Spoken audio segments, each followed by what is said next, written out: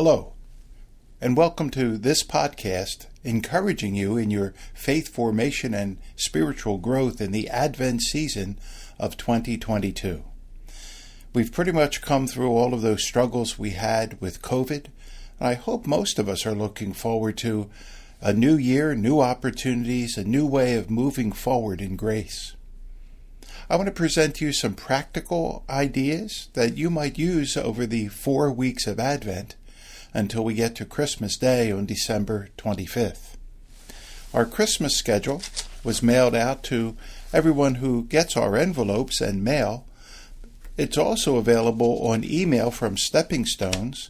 Now, if you don't get our Stepping Stones, it would come in your email. If you let us know your email address, we'd love to keep in touch with you. And of course, the Christmas schedule will also be in the Parish Bulletin. It'll be on voicemail. There's a lot of ways to find out how to celebrate with us throughout the Christmas season. So the Masses celebrated for Christmas Eve and Christmas Day are as follows.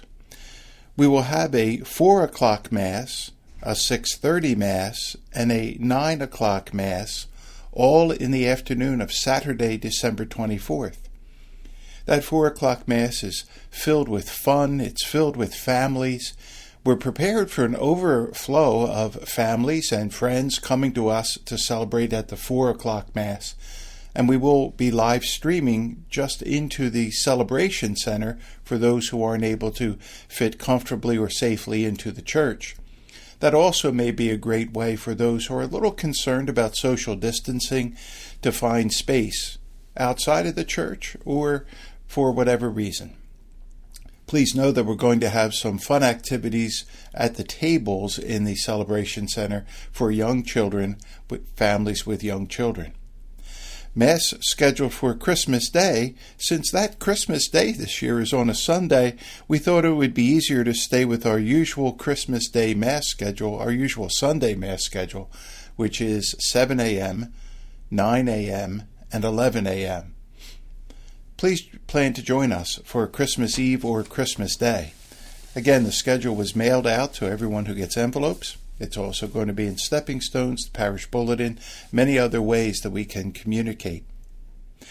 If you want to take some time during the 4 weeks of Advent to prepare for Christmas, let me suggest that you consider coming back to confession. Maybe it's been a while. Maybe you aren't sure when to go to confession. So Tuesday evenings all year long, from 6 p.m. to 7 p.m. in the church, are regularly scheduled confession times. There are usually 2 priests available to hear your confession. Likewise, on Saturday afternoons from 3:30 till 4:30, for many years now, has been the schedule for confessions. But any priest, and certainly I myself, am willing to make an appointment with someone outside of those times to have your confession heard, to receive this amazing reconciling grace of God as a beautiful way to prepare for Christmas. We've been gifted by the folks who publish The Word Among Us with a number of their brochures. The Word Among Us is a great resource that gives you readings and commentaries on the readings, ideas for prayer. They've sent us about 100 or so of these at no charge to the parish. I'd like you to consider picking them up. They'll be located in various places around the church itself. A parishioner thought a great deal of a book written by Matthew Kelly called Holy Moments, a handbook for the rest of your life. He donated a number of these to the parish and asked that we give them away. We're going to begin to put those out on the weekend right after Thanksgiving, which is also the first weekend of Advent. He thinks that if they go quickly, if people really show an interest in them, he'd be willing to order even more for the parish. A couple of years ago, a very generous family thought it was a good idea to use another Matthew Kelly resource called the Mass Journal. The Mass Journal's idea is for you to ask the Lord at the beginning of Mass, ask the Lord when you're on your way to Mass, what is one thing, one idea, one inspiration you might get any given day of Advent, or on Sunday when you're at Mass, and even continuing through the year if you're inspired to do so. And in this journal, you write down that one inspiring idea and maybe your own reflection on it. As you know, the songs The Mass prayers, many other great resources are usually projected onto the walls of the church. Many people, including couples who are advanced in years, have told us they really appreciate that the large print of the words is up on those walls. They really can't read the missal and aren't able to keep up with the readings or the songs based on a printout of the bulletin or the missal. But they enjoy seeing the music and the Mass prayers up on the walls. So that's a benefit to an awful lot of people. And we've also heard from folks who maybe aren't familiar with Catholic worship. They're thinking of coming into the Catholic Church. They thought everybody in the church knew the prayers except them, and now they can read them up on the walls. But there are some folks also who would appreciate having a missal, and so we purchase each year about 160 copies of the Breaking Bread Missal. Breaking Bread has most of the songs we do at most of our Masses. It has a section that has all the Mass prayers in it. This year we've gotten an edition of Breaking Bread that also has what are called the entrance or communion antiphons for each Mass throughout the year. You'll be welcome to use this Breaking Bread version at daily Mass, where we will begin this Advent to use entrance antiphon and communion antiphon as it appears in Breaking Bread. Now we have 1,100 seats in the church. In the past, we thought it was a worthy investment to buy a book for all 1,100 seats. But that cost us well over $7,000. This year would approach $8,000, and very few people use the Breaking Bread books.